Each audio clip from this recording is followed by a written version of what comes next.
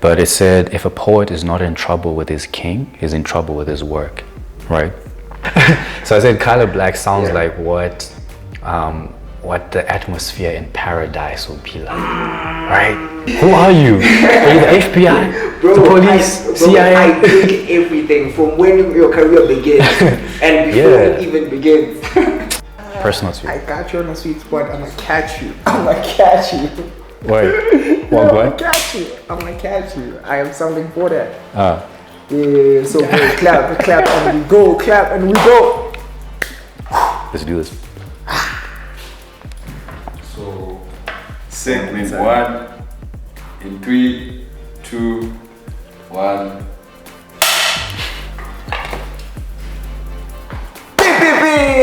I'm the loudest bro, by the way. Welcome to another exciting episode of While We Wait. Shout out to all the waiters who've been putting in the comments. Shout out to all the heavy waiters who've been supporting this social commentary forum that has been running, guys. And it's been, wow, it's been a beautiful journey, guys. Seeing a lot of people supporting this cause, seeing a lot of people coming together to say, yo, we are officially waiters, guys. And as usual, guys, we try by all means to achieve and bring you the cream of the crop of the talent of the country. Yeah, so today, guys, I have on the waiters couch, I have one of the most authentic storytellers in the country currently. So I don't like summarizing people's intros. Right. Yeah, so you are a storyteller who tells your experiences mostly, underline the word mostly, via poetry, but through other avenues also that include visuals and fashion. Ladies and gentlemen, waiters and waitresses, we have Kuda Rice.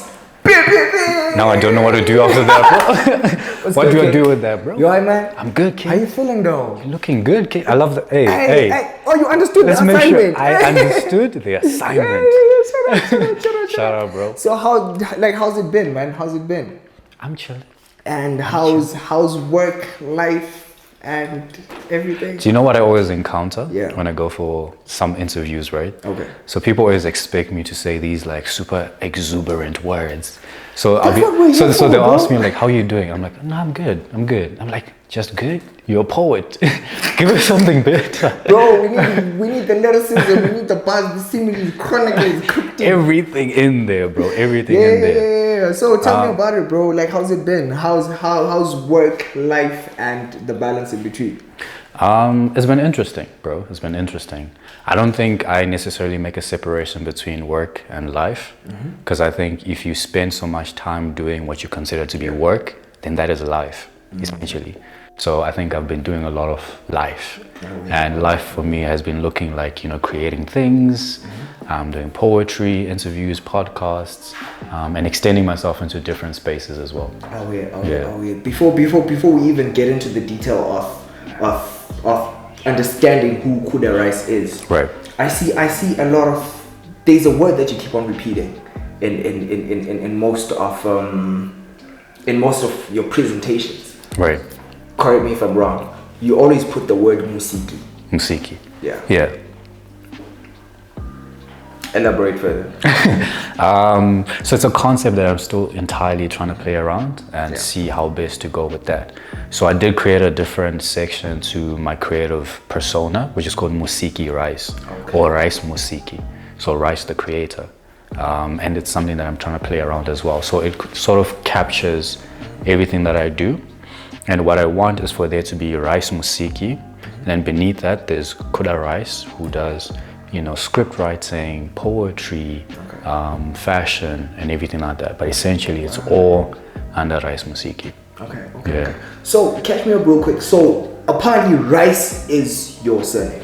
Listen, I always go through this, bro. Yeah, but it's always I think it wouldn't be justified if ever were to start this podcast without addressing that specific part. Yeah. I always have to show people my ID and then prove to them that, So, Rice is actually my surname. Okay. So, my name is Kuda Rice. Okay. And of course, I just go with Kuda Rice as an artist. Yeah. Okay. It's really interesting, bro. It's really interesting because most people, like most of us, we tend to create an alter ego, Right. or you tend to create, and it's only a few people that I know actually go by their government, by their John Hancock, whereby like you're on stage, off stage, and you're using the same name. I think it's only down the line that I figured the dangers that come with creating like an alter ego. Yeah.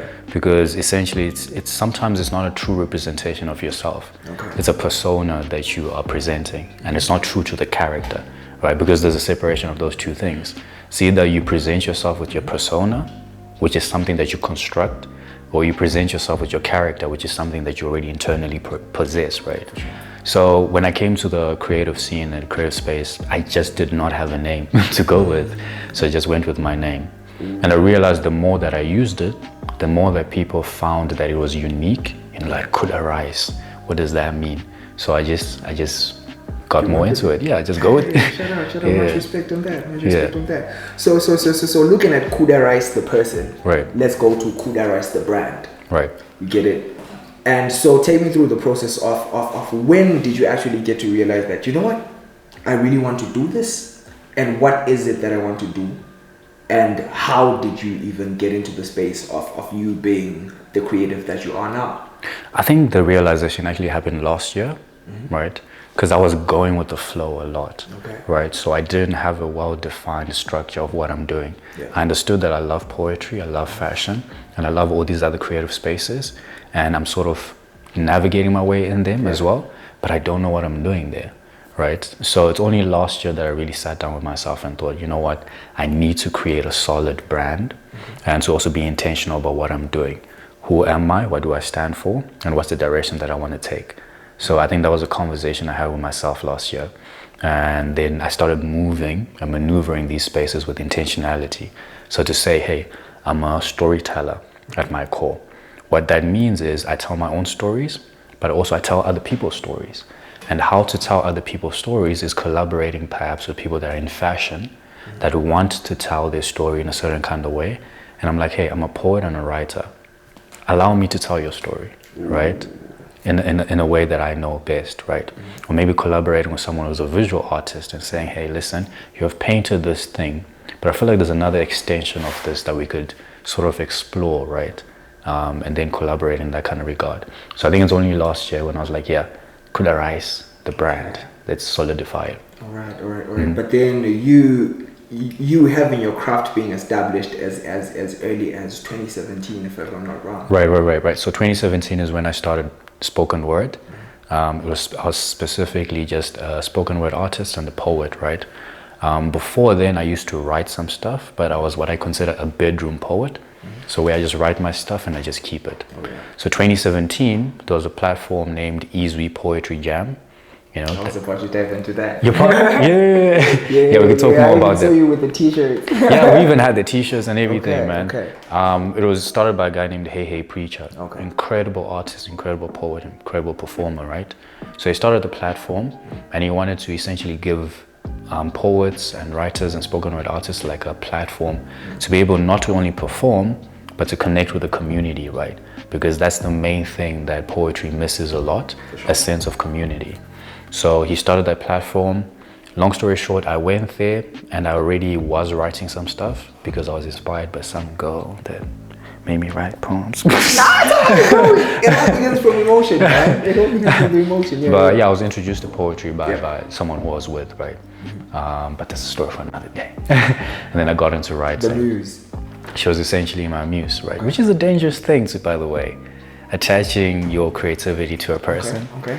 Because if that person leaves, you also lose your sense of creativity, right? So you should detach your creativity from a person.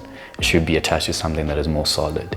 But I mean, there's always two sides of the coin. Right. Get it? The muse can be the muse positively, or the muse can be the muse negatively. I've seen people who've started careers from negative emotion, and they've been able to express these emotions all into projects that actually get people's attention quicker than the one whereby you're actually formulating a story from scratch. Yeah, so you can actually be in the space of saying, you know what, I'm in this type of emotion, Right. which is very beautiful, and I want everyone to know. Or I can be in this dark space, So, which is why we easily relate to heartbreak music more than party music. So I completely get that aspect of things. So two things there. The first part, I think attaching your creativity to a person or to a relationship is quite dangerous because the inconsistencies that exist within human relationships, right? So then that is bound to have implications on the way that you create. And if you create from a sense of purpose, where my purpose is to create, my purpose is art, right? You're supposed to create no matter how you feel, right? But then this person might make you feel some type of way some days, and you don't know how to create. Which is what stretches the boundaries of your creativity. Right. So venturing into spaces that's the whole thing, right? And then also the creating from a negative space thing, I feel like we should detach ourselves from this thought of always being these troubled geniuses. For sure. Right? For sure. And it's sort of like a romanticized thing because somewhat there's a link between creativity and mental illness, right? But then what happens with creatives, instead of acknowledging that illness and detaching from it, they want to attach themselves to it and attach their creativity to it and create from a negative space where you need to recognize that, hey, I have a thing I need to deal with, right? And my creativity should not entirely stem from that. But it's not so many people that have that awareness. And it's really weird how creativity and emotion cannot be separated. Right. So you being a wordsmith and you being the Picasso of these dictions. Yeah. So there's a certain stroke that I keep on seeing repeatedly and echoed over and over again, whereby you say you are, I don't know if it's the word, the ambassador or advocate of authenticity. Advocate. Really? Right? Yeah. In my research, as I was digging deep. Hey, you putting me on the spot. I said those words. An advocate of authenticity. Nah, I wouldn't say that. I wouldn't say that, bro. It's part of the articles that are actually out. Yeah, it's part of the articles that are actually out. I think I can actually pinpoint if I actually find time. I don't agree with that man. Oh, for sure. Whoever that man is, I don't agree with it. But not necessarily an advocate, but I'm someone who really values authenticity, right? Okay. So to be able to express things in an authentic kind of manner, and being true to yourself, nothing else deeper beyond that, but just being true to yourself. Okay. I think that is something that I value so much. Yeah. All right. So also this stroke cuts across these different facets of you that you actually got to marry into one beautiful body of work, right, whereby you put fashion. Yeah, your combos are out here doing things. Thanks a lot, bro. I appreciate that, bro. So I've seen you collaborating with a lot of people when it comes to fashion, and then you also put music into this, right? And then all in all being embodied into this poetry, right? Yeah. So speaking specifically, how was the creative process of Beneath the Veil? Right. Wait, that was your debut, right? Yeah, that's my debut EP. Okay. Yeah, Beneath the Veil, first EP. It was an incredible project, to be honest. So the way that I said, it's a project that I've always had in process, but then I just did not have the means or the capacity to be able to work on it, right? I've always had this idea of working on a project that combines poetry with music. Not to say it's something that is new, but I just wanted to do that for myself and express it in a certain kind of way, right? So fortunately enough, I was part of a program by the British Council called Scripts and Bars, where they're putting together different Zimbabwean creatives and equipping them with knowledge and wisdom and understanding of how to navigate, creative business, the creative economy, and just how to go about being a creative and also mixing that with business, right? And part of that program was the opportunity to get grants, right? So to be able to get financial assistance to put together whatever kind of project you want to put together. And I had the idea of the EP, right? So then, wrote a proposal, got accepted, right? And then now I had the opportunity to work. And then they gave me the mic. And then they gave me the mic. Yeah, I wanted to say it in a nice way. And then I had and then they gave me the mic. Right? Sure. So then now I had the chance to be able to work on this thing that I've been thinking about, right? So now in regards to the actual creative process, at that point I had realized the different things that I love, which is film, fashion, and poetry, right? So I needed to combine all those things and sort of bring them into this project that I was putting together. So the visual elements, I worked with an incredible guy who I always have to credit in terms of my journey, Lennox, the photographer, right? Oof, and Lennox camera loves you, bro. Damn. Lennox, and I think the wonderful thing where we connect so much Yeah. is because he's a poet. So initially at his core, he's a poet, right? Yeah. And then he got into poetry. And then he got into photography. So his photography is an extension of his poetry, right? And then with me, I'm a poet, right? And I want my visual elements to also be an extension of my poetry as well. So we connect on that, right? So whenever we create things, man, I won't lie to you. Hey, it's magic. Hey, right? So wait. Let me hold you right there before you continue. There's a big trap that most of us, like when we transitioned from figuring out that, hey, there is art. I love art. Right. How best can I actually get into art? Yeah. So most of us, like, I think we fell into the pool of becoming, SoundCloud rappers and all of that. So how did you skip the part whereby there was rhythm and you were like, nah, I'll put the rhythm and on to the side. I'll go straight for the poetry. Was there a time in your life where you became maybe MC Kuda or something like that? Because most of the people actually in poetry came from rap. Yeah, so is there a time whereby you actually went straight for the poetry? I think for me, I'm working in reverse. Well, not in reverse necessarily, but how normally, rappers become rappers, where you start as a poet and then you sort of like usher yourself into the rapping space. Yeah. So I think it's a space that I've always been avoiding, but I think I'm interested in exploring it. Oh, for sure. So it's only now that I'm sort of kind of getting into that space, adjusting the way that I write, adjusting the sound, and adjusting sort of like the posture of my work to represent that of a rapper. So I think I'm sort of ushering myself into that space, and I want to explore what that looks like. So very soon I might be MC Rice or something.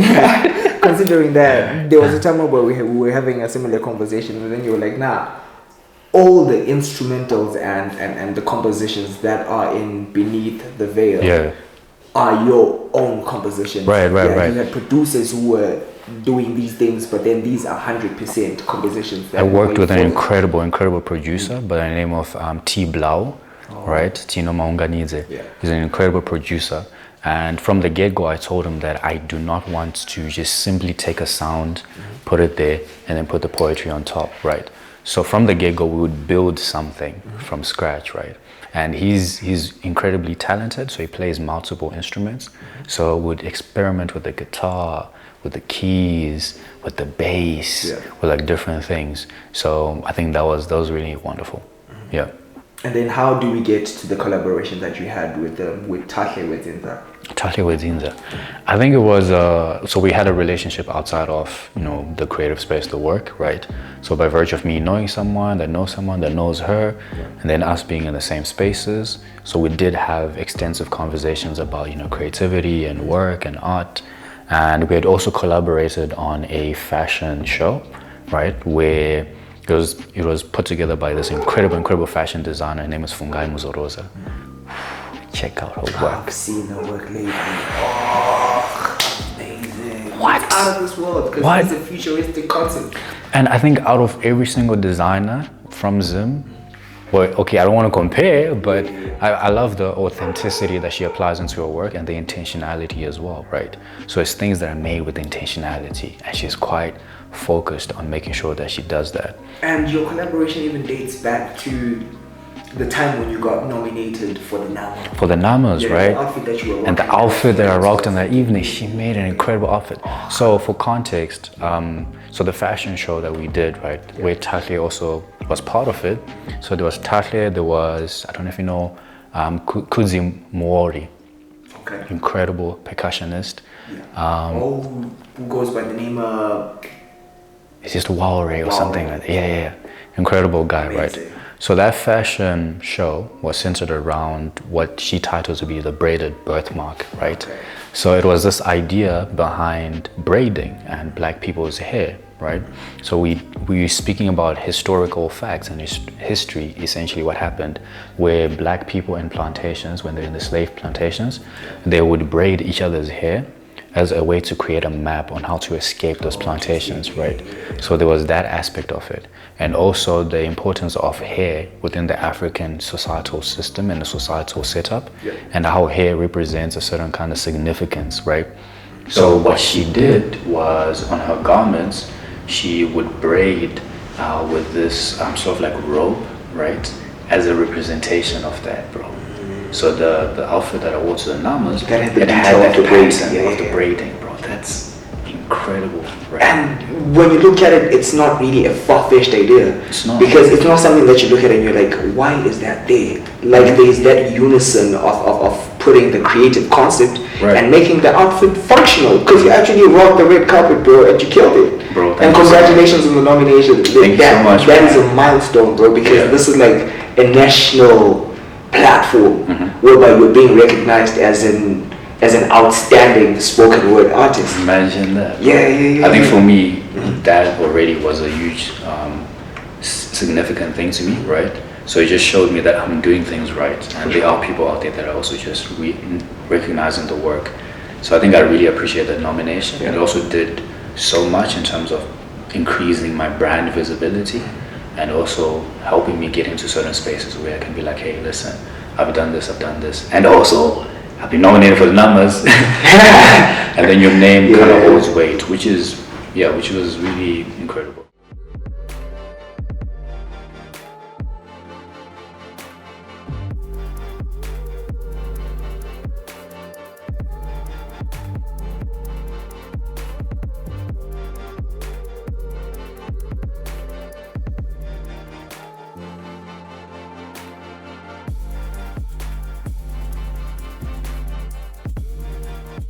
So I'm still interested in how you knit and thread your work, bro. Right. Yeah, because so going back to Beneath the Veil? Going back, like I'm still in the poetry side of things. Yeah, because there's it's not everyone who's able to put different facets of art and marry it into one. Right. You get it? So which means you are a very, very, very premeditated person. Yeah, because there are pieces of yours like there's Hold On Me, and then there's Prayer, and then there's Enough. Yeah, so which is where I was going, whereby I was saying there's the emphasis whereby you say in this ever-changing world, which is the current world that we're living in. So in this ever-changing world, how do you maneuver as a poet? Whereby I'm saying like, like there are so many things that we cannot speak about. You get it, which are very sensitive. And as a poet, you're supposed to be reaching those sensitive parts. You're supposed to be touching those nerves. So as the world evolves, there's cancel culture, there's all of these things. Right. How do you mold yourself to be able to stand for what you stand for and still have this ability to move with the world? So I think one of the most interesting things that I read, I'm not so sure where this was, but it said if a poet is not in trouble with his king, he's in trouble with his work, right? So whoever you define your king to be, right? So your king can be, the society can be, the people that sort of like kind of determine what your work should be, right? So whatever you say to them, their response then now determines your sensitivity and everything like that. So if you're not in trouble with society, right, then you're in trouble with your work. And being in trouble with your work means, again, you're losing that authenticity, right? You're not expressing matters for what they are, of which you're supposed to be a representation of what is happening within the current times, right? An artist reflects modern times, which is what you're meant to be doing. And if you reflect that image to society and they sort of like rebel against that, then you have triggered people. And to trigger someone means you have touched up on something that is true. The nerve, right? You have touched up on something that is a true representation of what's going on. So I think you have to be sort of navigating the space in a way where you're careful, right?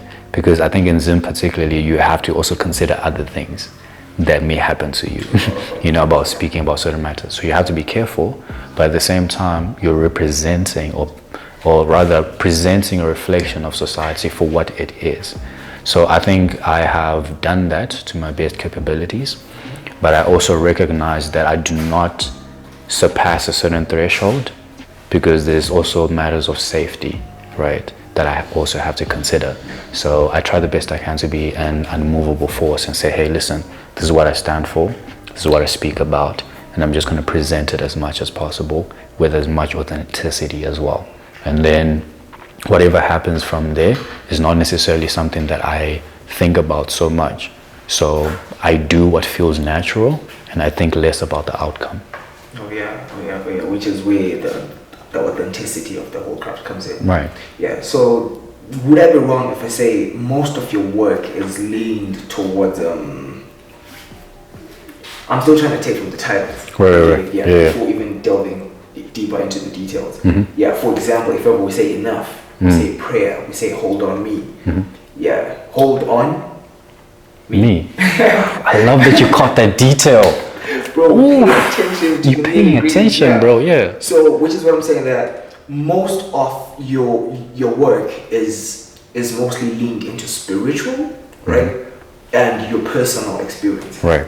Yeah. So, do you at times maybe create other experiences, maybe that you see that other people need to hear this, or most of these experiences are all you? So most of these experiences are all me. And then to a smaller extent, I express other people's experiences as well. And in regards to like my creativity and spirituality, I blend those two things because I think creativity is a spiritual act. So everything that I do is sort of governed by my beliefs and my faith. So I'm a Christian, I believe in God, and I believe that I'm a vessel as well. So a lot of the things that I do exist within that realm of me being a vessel that is sort of not expressing artistry, but I'm expressing ministry, right? And these poets. but for me, it's a sense of ministry, right? And that came from me sort of acknowledging what my spiritual gifts are and what my natural talents are, right?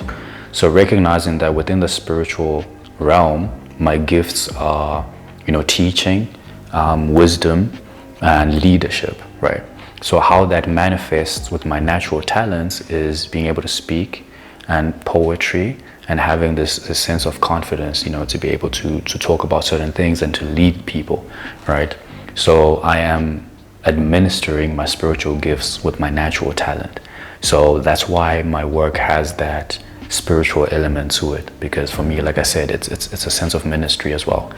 Yeah. Oof.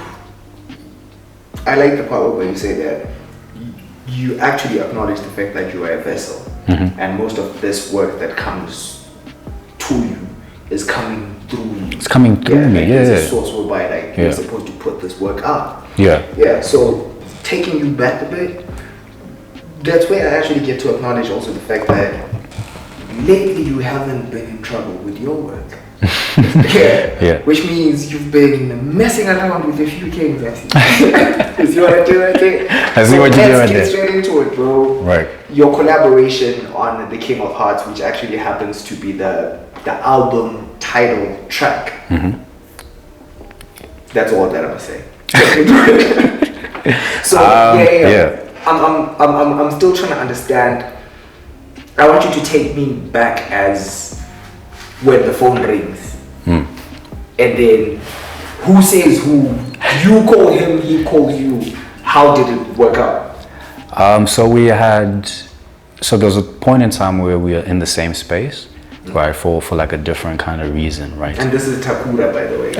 Takura, by the way, yes. Wait, it's an album, right? It's an album called King of Hearts, which is opened by a poetry piece by Kuda Rice. Amazing piece that touches all parts of emotions when it comes to King of Hearts. Please go stream it, listen to it, follow Takura on his social media platforms, and listen to this. And we need the comments below, guys. So we're still on the detail of you guys working from that space. And so I think we had been in the same space at some point in time, right? And for like a whole different reason, right? I so happened to be on set when he was getting dressed, for a certain video shoot, and then I met him. So we had established some form of, connection there. And then at some point I messaged him, we had like just a back and forth, and that was it. And then I guess he then became familiar with my work, but not so much. But the person that I would give as much credit to is Brian K, right? So what happened is Brian K reached out to me because he had a certain particular project, he had a certain kind of vision, and that vision included having a poet on the project, right?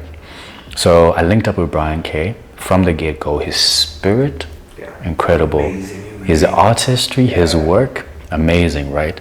So we connected, we had these extensive conversations and everything like that. And then I ended up working on the Brian K project, and I was also on the intro for it, right? It's called As I Am, and it's out there on all platforms. So I worked on that, and then at some point he played the project for Takura, right? And then the conversation between the two of them, Takura was like, oh, this sounds nice, and I would love to also, explore this concept and this idea on my project. So then when he was now working on his project, he then reached out to me to be part of it as well. And then we went about creating it. So I give credit to Brian K.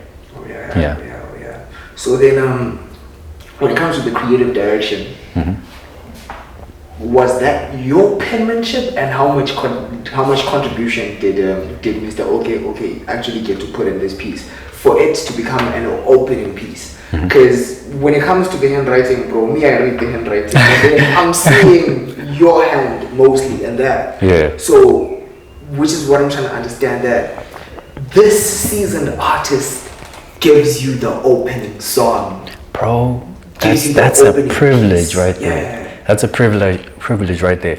I think the incredible thing with Takura is he allowed me room and space to just write, right? So he did, of course, we had like this long conversation about what it is exactly he wants to express, what he wants it to sound like, what he wants it to be like, and he was basically just explaining to me his spirit and his soul and his heart in regards to a particular thing, right? Which I then translated with the poetry. So then I wrote the piece, and then I sent it to him. I was like, hey bro, this is the piece, this is what it sounds like, this is what I've come up with. And he loved it, right? For him, he felt like it expressed authentically what he wanted to express. And then we went about recording it, and that was it, bro. Hey, that was crazy. Yeah. That's crazy. And like, this is a really huge milestone, bro, because like you getting into, because I really consider him as one of the biggest influential people when it comes to the hip hop culture and the R&B culture in Zim. Right. So you also having to tether into that audience. How's that for you? And also how's the feedback been? The feedback has been good. I think it's now I'm in like a completely different kind of space, which is more commercial. Yeah. And then you're having people that are approaching you and appreciating your work, and being a poet, collaborating with that much of a commercial artist, right? It obviously brings people, to have put their attention on you and everything. And that also comes with a sense of pressure. Now, right? With great responsibility. Great responsibility, right? Great power. Great power. Look at us saying it backwards. Great power comes great responsibility. But the reception has been really good, right? Yeah. So now I have more people that are getting introduced to my work, and people that are appreciating it as well. So not just the Takura thing, but everything else that I've worked on.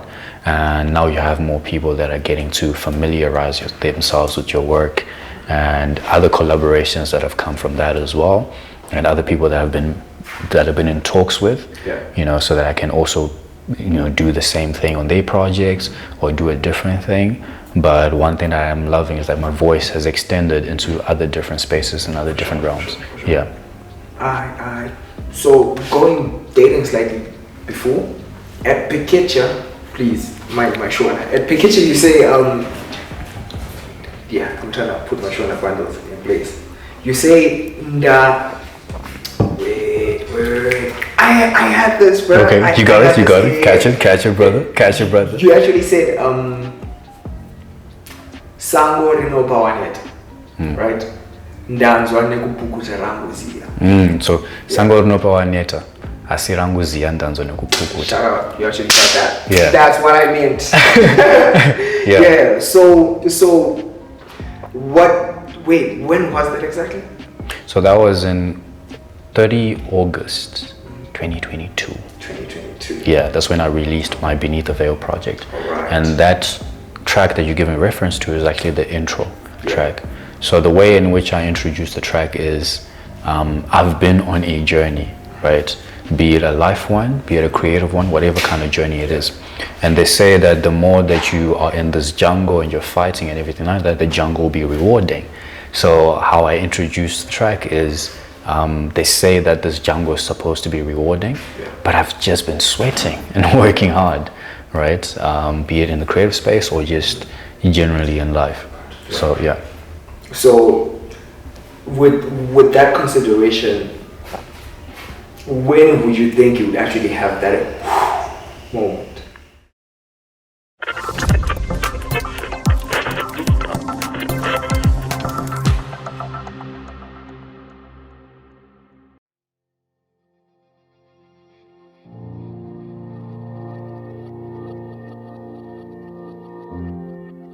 One every 100 seconds.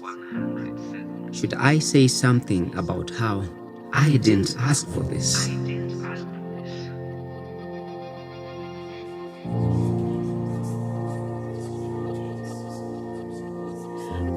The difference is people who are not living with HIV, they've got nothing to fear. No second thoughts about death.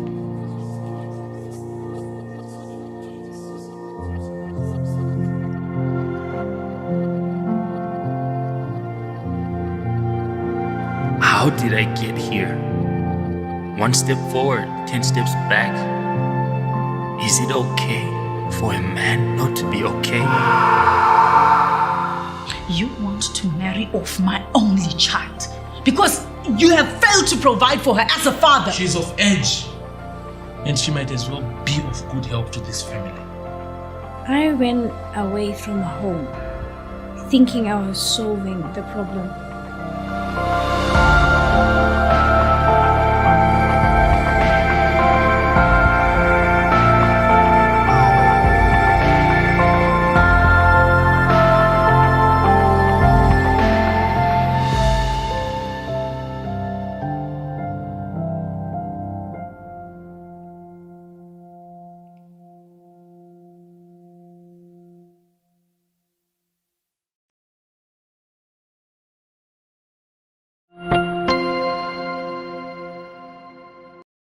Who would be your dream collaboration of saying, yo, the moment I think Ziarang went, bo, nda shanda.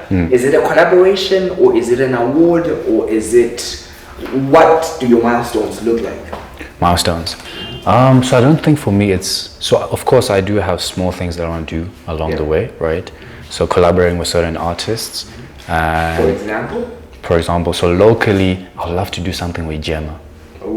She's an incredible artist, right? I feel like she's an incredible voice, and I would love to explore a combination of like her work and my work and see how to gel that together. There's a girl named Kyla Black. Brother man. Amazing voice. Brother man. Straight from one dude. Brother man. I remember making a tweet about her that made me in trouble with my friends. So I was like, so I said Kyla Black sounds like what the atmosphere in paradise will be like, right? She just sounds so peaceful, bro. I think this is the second time someone is name dropping Kyla Black on the Waiters Couch, right here on While We Wait. Nah, she's amazing. And I think, she might have a lot to say if we were to put on the Waiters Couch. Right. Yeah. So a couple of that's artists. One. Another one? No. Gemma, Kyla Black. I'm trying to think. I think outside, there's Bongezio Mabandla. I love his work so much. I think it has a poetic feel that perhaps maybe I could work with him as well within that realm. And also his visual elements, so his videos have like this film aspect to them. So my collaboration with him, even if it's not necessarily with poetry, I'd love to script one of his videos, you know, and be like the creative director for it. Because I feel like he would really appreciate something like that, right? Going beyond that, there's guys like Sampa. I love Sampa, bro. I love Sampa. I'd love to do something with them as well. So yeah, those guys. So and then like a whole bunch of people as well that I'd love to just collaborate with, write for, script for, you know, and stuff like that. So there are those milestones. And of course, there's stuff like, you know, being able to travel and be in different spaces and extend my creative work there. So being on different platforms like Poetry Africa, which happens in South Africa. I would love to be on that platform as well. There's a platform called Word and Sound that is also in South Africa as well. Incredible platform. And I would also love to create films, right? So writing a poem that turns into a script, that turns into a film, right? So that's also another milestone that I'm trying to reach. But I think all of it is within the realm of me extending myself as much as I can creatively.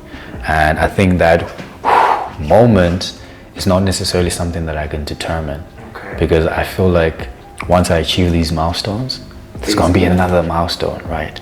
But for me, the biggest thing is I want to extend my creative work into as many spaces as possible and explore as much as I can as well. And also congratulations on your performance at Sofa. Oh yeah, thank you so much for that. That was amazing. You've done your research. I do this, bro. You have done your research. Who are you? Are you the FBI? Bro, the police? CIA? I dig everything from when your career begins and before it even begins. Shout out to that, bro. Got you, man. Yeah. Got you. So yeah, then there's the basic fundamental scope that says all wordsmiths are in trouble with the ladies. Oof. You had to take it there. But I need to understand, bro. Right. Rappers, yes, we understand. But then poets, you carry this different demeanor that you get to quicken your speed when you're doing your performance, and then you slow it down. And then you do that, and then you use this soliloquized words. Bro, tell me, how do you bridge the gap between handling the ladies and your poetry? What do you mean handling the ladies? Bruh, ladies are attracted to words. That's assuming I have traffic. No, it's not assuming. Yeah. It's a fact. All poets have traffic. Take me through the process, bro. How do you handle? And considering that, you know, like with the Kuda rice brand, like, bro, you've happened to accumulate quite a number, of people who follow you. People actually really appreciate your craft from different spaces, from the fashion to the visuals to the poetry. Right. So yeah, how do you handle you as an individual and your brand, considering that it appeals mostly to the ladies? So I do understand that. Yeah. So to be honest, I can be honest about the fact that I do recognize that I possess a certain level of societal value, you know, by virtue of being someone that does things within the social space. Yeah. You know, being a creative, being an artist, being a person that does that, right? So I do have a sense of social value to a certain extent. So that is bound to attract people that have a romanticized idea of who I am, which isn't necessarily a true reflection of who I actually am, right? Right. So the interactions, I make sure that I'm careful with them, right?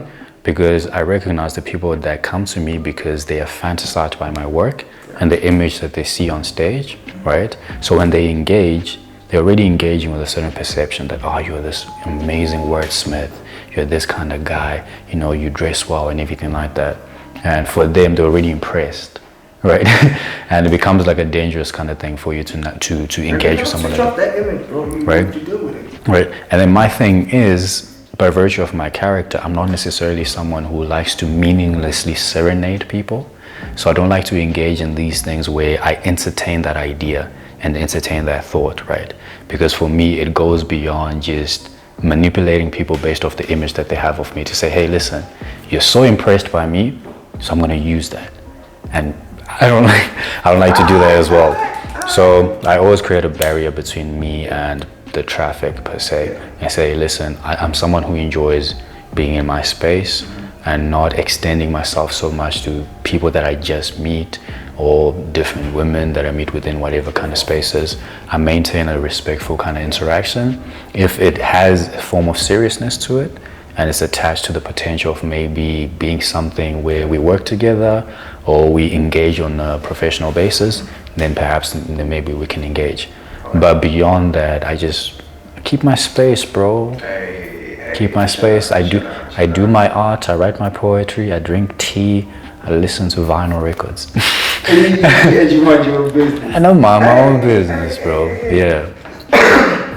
And then from the ladies to the man, Bro, me, I'm so straight up. Yeah. So I've been seeing a couple of collaborations also that you've been doing, especially when it comes to the fashion spaces. Whereby you did like, I don't like using the wrong words, because sometimes you can do a collaboration and you're not a brand ambassador. Right. Yeah. So I need you to actually shed some light when it comes to your collaboration with SVG and then with the Advocate. Hey, which was crazy, bro. The suits were actually The suits. Hey, let me tell you guys. Yeah. You need to buy stuff from the Advocate. The suits, incredible pieces, man. Incredible That was pieces. a powerful partnership. So how did that work? Because like it looked like, bro, like that was a match made in heaven. Because like it looked like you were actually communicating some parts of your poetry through the suits, which was so befitting for you specifically. I think a wonderful thing that has been incredible with me and navigating the creative space is, so I'm not a content creator, right? So I always make sure that I work with certain particular brands that allow me to have as much creative freedom with them, right? So I've been lucky enough that a lot of the collaborations that I've done are people whom I have a relationship with, right? So with the Advocate, for example, I know the guy from there, right? And it's someone that I have a relationship with already. And I was like, hey, why don't we collaborate and work on something together? We shoot this thing, and then reached out to Lennox, who's already a close friend of mine, and then we made that. So it was a collaboration with the Advocate as well. Okay. And almost the same with SVG as well. Of which with SVG, it was one of those like last minute things. I have beef with you guys for that. Where it was, hey Kai, we need a model, we need someone to shoot and these stuff. Then they reached out to me and I went last minute. So it's always like different ways in which I work with these brands. But a lot of it is me having a certain vision for a brand who perhaps I have access to, or which I have access to rather, and then reaching out to that person and saying, hey bro, I know that you have this brand, let's collaborate, let's work on something, let's shoot something, let's tell a certain particular story, and then we shoot. I'll wait, shut up. While we wait for even bigger brands that I While we wait for bigger brands, yes. So same approach again, locally and internationally. If we were to pick maybe two brands, locally, two brands outside that you would really die to work with. At the top of my list, bro, Prada. Ooh, I love the direction that Prada takes, bro. And I really would love to work with Prada. I feel like for me, that's the main target as well. It's also another milestone. Prada. The second one is Converse. I would love to do a creative campaign for Converse because I really love Converse as well.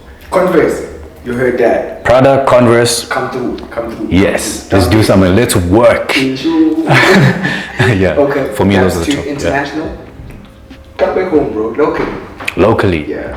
House of Stone. House of Stone. Oh, man. I haven't done anything. Amazing. Dana is doing amazing things. I've been seeing the way that she's been doing so much within the international space as well. She's doing incredible things. So I think House of Stone is at the top of my list. I'm trying to think if there's anyone else. I think for now, yeah. Yeah, for now there's House of Stone. That would be crazy, bro. And I'm really affirming this collaboration. And we will say we were waiting to see it happen. And then while we were waiting, we talked about it, and then it has happened. It has happened. It's going to happen. Yeah. Yeah. So then, I think I asked this before. Yeah. So top of your playlist, bro. I want you to visit that so that I can put it on record before we actually conclude. All right, let's top put it of on your record. playlist. Right. Give me not of all time, but what's banging on your playlist right now. Give me top 5 albums, people, whatever. All right. So I'll go with the people first. Right. So top of my list, I remember I told you there's JID. Yeah. Incredible guy. I've always said Jid. So he goes for both. So what he says is, I don't know the difference, but he says, if we're friends, you can call me Jid. right? But if not, it's JID. I don't know if that's the way he says it, but he says it in something. And then nobody's actually figured out the abbreviation, right? So the explanation behind it is his grandmother said that he's jittery, right? So he jitters a lot. So then it's a play on that word. So he just calls himself Jid because it's jitty, right? Yeah. Get it. So top of my list is JID, right? And someone who's always there as well is Bongeziwe Mabandla. Yeah. and Anderson Park. I remember we spoke about this. Anderson is there as well. There's Sampa. It's definitely there.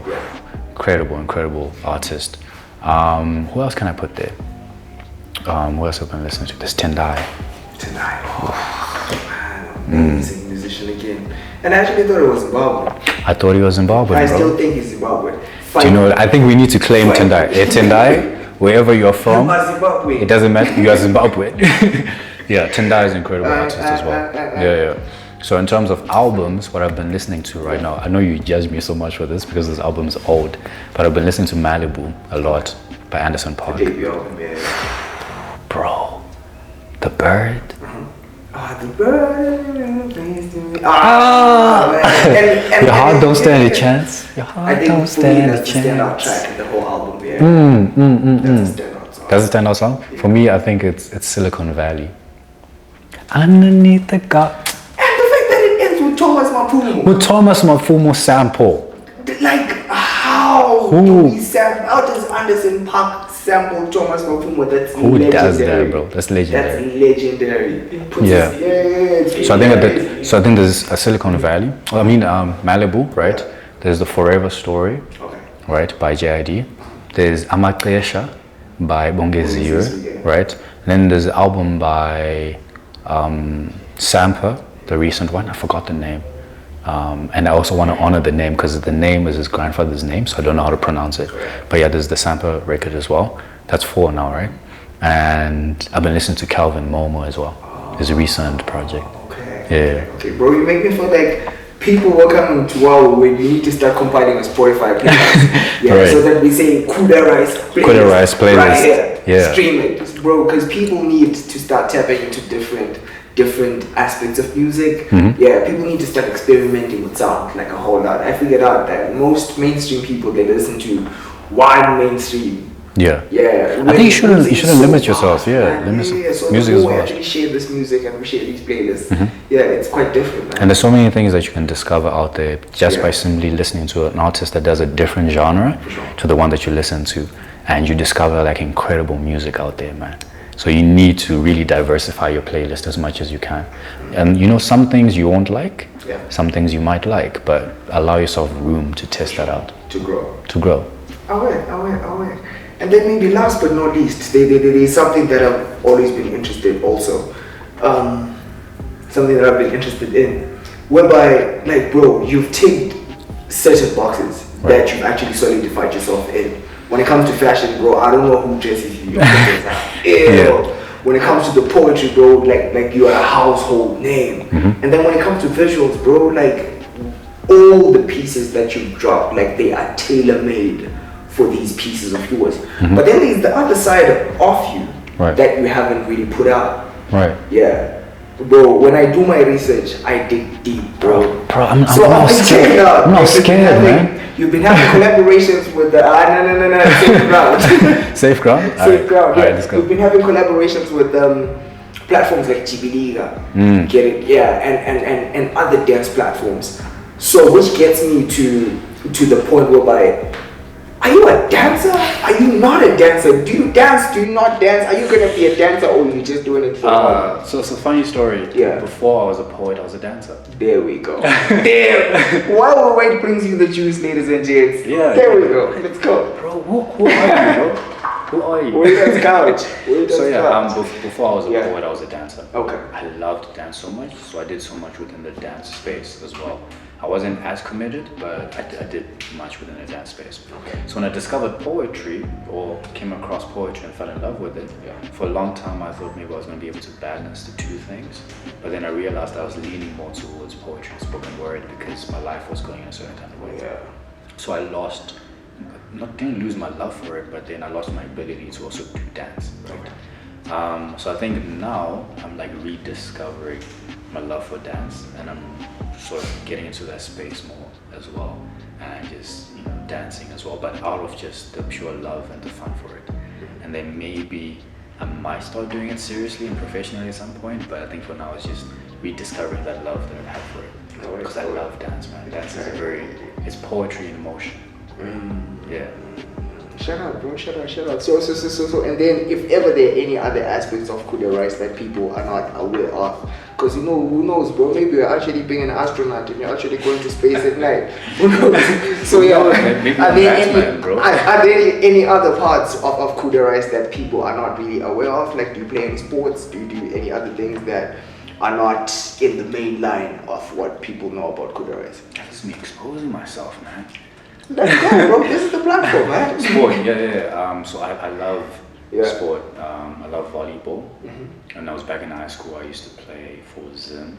So that has been a love that I've just carried on. Wait, repeat that. You used to play volleyball for Zim? Yeah. Oh, snap, bro. Yeah. But then since high school.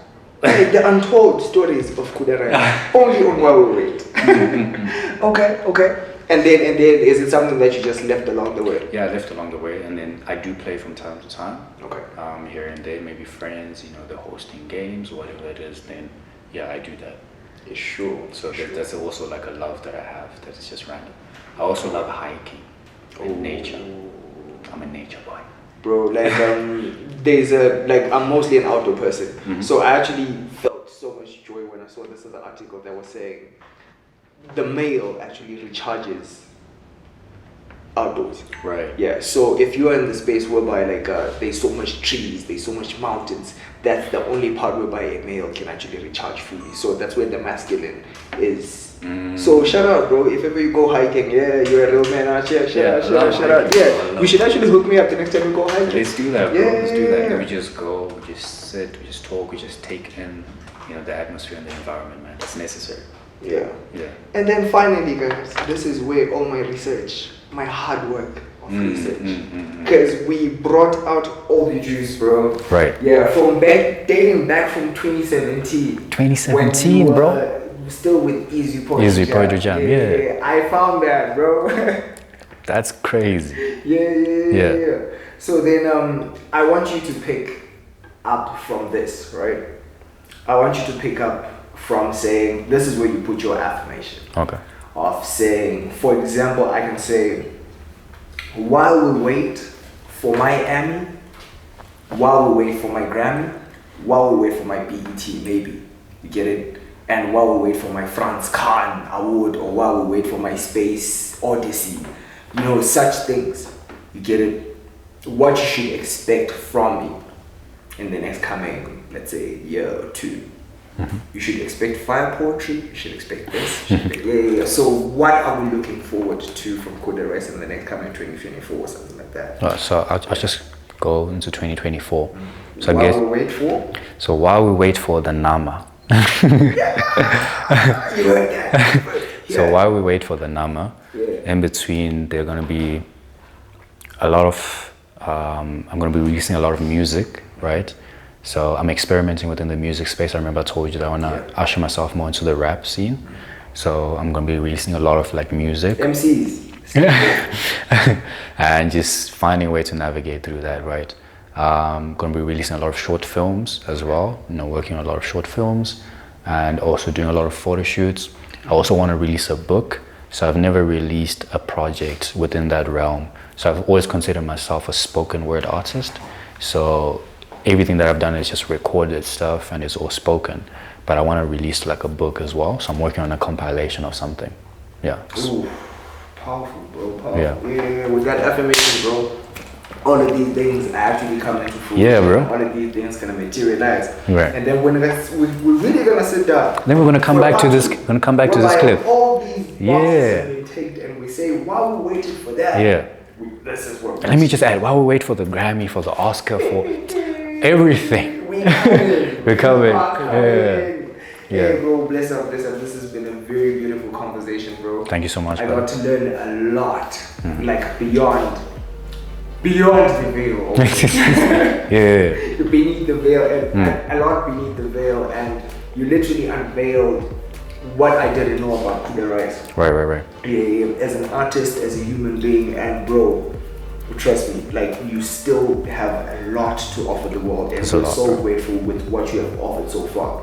but then the journey is still, the marathon continues, bro. Right. And all the best and all the blessings, bro, as you actually go into these spaces that you're actually envisioning in your head. Because these Thank you so spaces much, are man. yours, bro. Yeah. They are yours. And They're mine to occupy. let's go knock down the doors. So one of my favorite verses that I always use in terms of what I do is Proverbs 22 verse 29. It says, a man who is skilled in his craft will stand before kings, right? So it's the idea that when you have that skill and that creative talent, and also mixed with God's grace, you're gonna enter whatever space, bro. And every single space that you enter in, you deserve to be there. Says the man who has extraordinary penmanship, who stands beyond kings. Oh, hearts. You gotta do right there. This has been While We Wait. Please check us out on all our social media platforms with the affirmation of saying, while we wait for the bigger things that are still yet to come through, let's sit down on the latest couch. Let's chop, let's talk about it. And this is the only social community platform where we say, come through, let's talk about organic things, let's talk about everything, anything, or something. I'm saying, so keep the comments running, don't forget to like, subscribe, and share. Also follow Kuda Rice on all platforms. It's just Kuda Rice. Yeah. This has been the International Marketing Shop 30X. Say, while we wait, Blessings. please put a contract sound. Hey, bless That naturally flowed, bro. I told you, Natural progression. organic. Organic. Yeah, I just forgot to say, do you have mine?